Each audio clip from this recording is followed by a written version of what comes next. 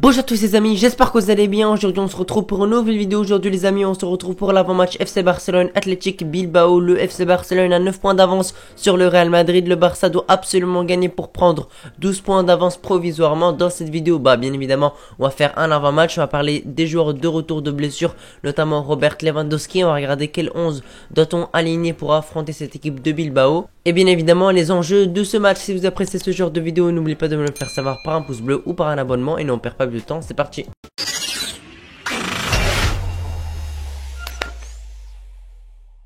Les amis, avant de commencer la vidéo, j'aimerais vous présenter un maillot qu'un site de maillot m'a envoyé. C'est un très beau maillot du Barça les amis. Je vous invite à aller voir le site qui est en description. C'est vraiment des maillots pour pas cher. Allez vous faire plaisir. Les amis, vous savez bien que le FC Barcelone a 9 points d'avance sur le Real Madrid. Le Barça affronte ce dimanche l'Athletic Bilbao. Le Barça n'a plus de Coupe d'Europe à jouer. Il n'y a plus que la Copa del Rey où on est en demi-finale et on a battu tout simplement le Real Madrid au match aller 1-0 à l'extérieur. Et on a la Liga à jouer.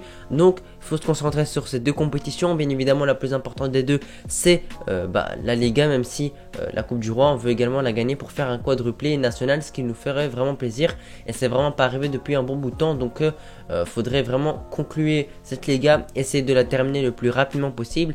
Actuellement on a 9 points d'avance sur le Real. Le Real a fait un 0-0 avec simplement le Betis Séville. Il perd pas mal de points. En plus nous on a perdu contre Almeria il y a pas longtemps.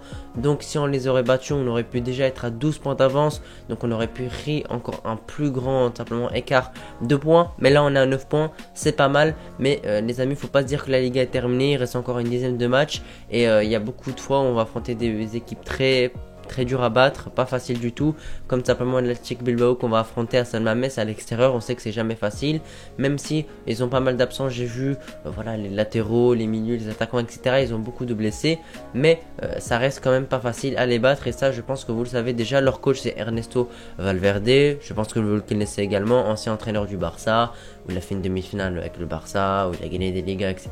En tout cas, ça fait plaisir de le retrouver parce que franchement, moi j'ai rien contre ce coach-là. Il a été assez bon, même s'il manquait de tactique, de personnalité, etc., etc. En tout cas, les amis, les enjeux de ce match, ça va bien évidemment de s'imposer, de prendre les 3 points pour prendre 12 points d'avance sur le Real Madrid. En attendant, bien évidemment, leur match pour voir s'ils vont gagner ou pas. S'ils gagnent, on reste à 9 points. S'ils font match nul, on a tout simplement 11 points d'avance. Oui, c'est ça. Et tout simplement, s'ils perdent, on a 12 points d'avance. Donc dans tous les cas, on gardera une avance assez conséquente. Il faut se concentrer sur nous. Il ne faut pas se concentrer sur notre adversaire direct, le Real Madrid, pour le titre de la Liga. Il faut se concentrer surtout sur nous et d'essayer de faire la meilleure performance possible et de prendre les 3 points. J'ai envie de dire, peu importe la manière, parce que là, tu es dans le dernier sprint final. Voilà, tu es dans le sprint final. Tu dois gagner tous tes matchs. Tu dois prendre les 3 points. On va dire même peu importe la manière. On n'est pas le Real Madrid non plus. J'espère que le Barça va proposer un bon jeu, qu'on va pouvoir marquer quelques buts, qu'on va pas pouvoir, qu'on soit pas bien évidemment fébrile, comme on a pu l'être contre Valence au Camp Nou. On gagne 1-0 assez difficilement, où on se prend un carton rouge, etc. Avec Araujo. Voilà, Araujo s'est pris un carton rouge, c'est-à-dire qu'il sera pas disponible pour ce match-ci. Ça le reposera. C'est pas une bonne chose bien évidemment son absence, mais on va dire que ça le repose au moins pour qu'il puisse simplement continuer ses matchs et jouer durant le dernier sprint final. Ça le fera une petite semaine où il se repose, où il s'entraîne tranquillement de son côté. Et bien évidemment on a des Koundé, on a Koundé par exemple pour le remplacer. On pourrait faire une défense Koundé Christensen, il n'y aura pas de souci par rapport à ça. Et après à droite il faut que tu vois tu mets qui. Est-ce que tu mets Sergio Roberto ou quelqu'un d'autre? Ça on parlera plus en détail dans un peu plus tard dans la vidéo, dans mon 11. Dans ce match on a quelques absents. Je vous ai dit que l'Athletic Bilbao ont également pas mal d'absents. Pour nous, Dembélé est toujours forfait, il est toujours blessé. Pour Pedri, il n'est toujours pas de retour pour l'instant. Voilà, il est forfait pour ce match contre Bilbao. Il pourrait être de retour la semaine prochaine. Pour Dembélé, il ratera encore tout le mois de mars, tout simplement. Il ratera malheureusement également le Classico en Liga, mais sera bien disponible pour le match retour normalement si tout va bien contre le Real. Et ça fera vraiment plaisir parce qu'on a gagné 1-0 certes, mais on n'est pas encore qualifié. On n'a qu'un but d'avance. En tout cas, les amis, le Barça va affronter ce Athletic Bilbao. On sait que c'est jamais facile de les jouer pour plusieurs choses. Déjà à San Mamés, dans leur stade c'est très compliqué. Ils ont une très belle ambiance, ils ont des supporters qui les poussent, ils sont plus à l'aise dans leur stade, ils sont très bons. Donc il y a beaucoup de moments où on a eu vraiment beaucoup de mal.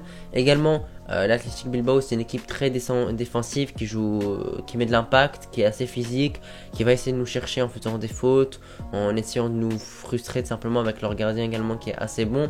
Et tout ça là va falloir vraiment faire attention parce que à tout moment Voilà, on n'arrive pas à mettre le premier but, il nous laisse très peu d'espace, etc. On manque d'efficacité. À tout moment, ils nous mettent un but et à ce moment-là, ça pourrait vraiment être très compliqué parce que moi, je vous le dis, si l'Athletic Bilbao ouvre le score, moi je vous dis c'est quasiment mort parce qu'ils vont fermer le match, ils vont nous laisser encore moins d'espace, ils vont jouer sur le contre-attaque, ils vont essayer de casser le jeu, ils vont essayer de perdre du temps. Donc à ce moment-là, s'ils ouvrent le score, ce sera vraiment très très dur. Même si s'il y a que 1-0, ce sera jamais fini. Mais l'objectif surtout, c'est de ne pas encaisser le but en premier et surtout pas rapidement parce que voilà, si tu encaisses un but dans les 15 premières minutes, ça risque vraiment d'être compliqué. La suite simplement, la suite du match risque vraiment d'être compliqué. Alors les amis, les objectifs du Barça. Alors le Barça doit mettre de l'intensité pour cet Athletic Bilbao. Certes, ils vont nous laisser très peu d'espace, mais dès qu'ils ont le ballon, il faut aller sur eux, récupérer le ballon, essayer de jouer les corners également. On peut, parce que tu as des joueurs de tête. Voilà, si tu trouves pas la solution, tu peux les trouver sur un coup de pied arrêté.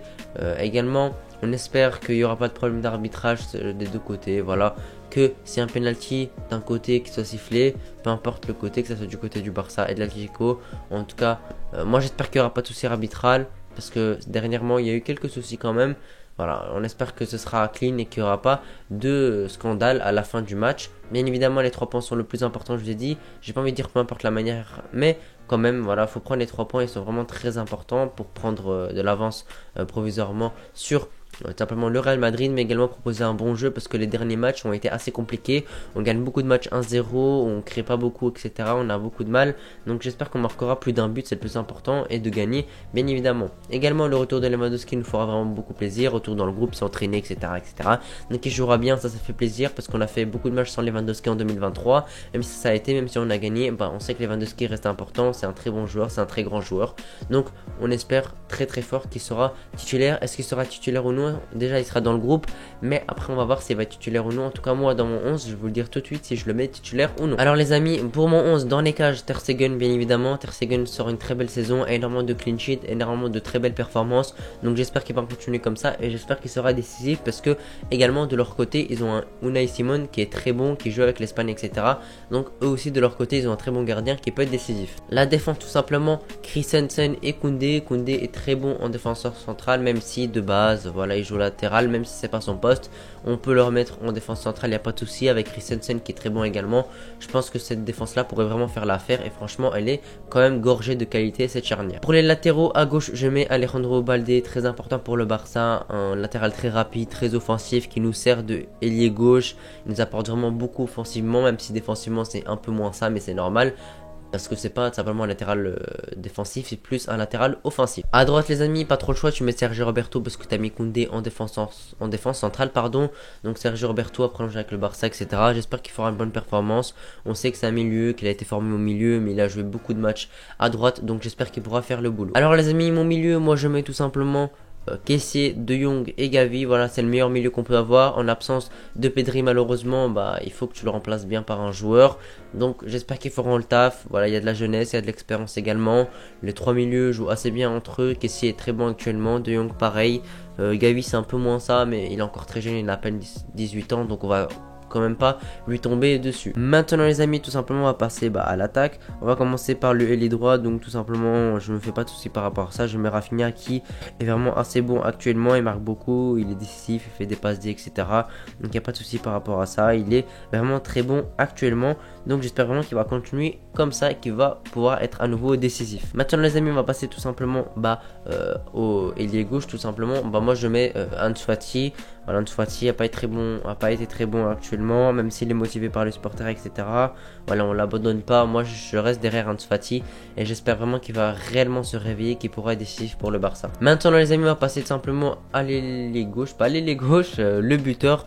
Pour son retour, je mets Lewandowski, j'espère qu'il pourra marquer, il nous a vraiment beaucoup manqué, il a été beaucoup de fois absent en 2023 par des suspensions, par des blessures, etc. Donc j'espère qu'il sera titulaire et qu'il pourra être performant. Voilà les amis, j'espère que vous avez apprécié la vidéo. Si vous l'avez apprécié, n'oubliez pas de me le faire savoir par un pouce bleu et ou par un abonnement. En tout cas, ce Athletic Bilbao Barça, je le sens assez bien, je vois une victoire 2-0 du Barça, j'espère qu'on marquera plus d'un but. Allez les amis, on se retrouve pour une prochaine, pour le débrief dimanche. Ciao.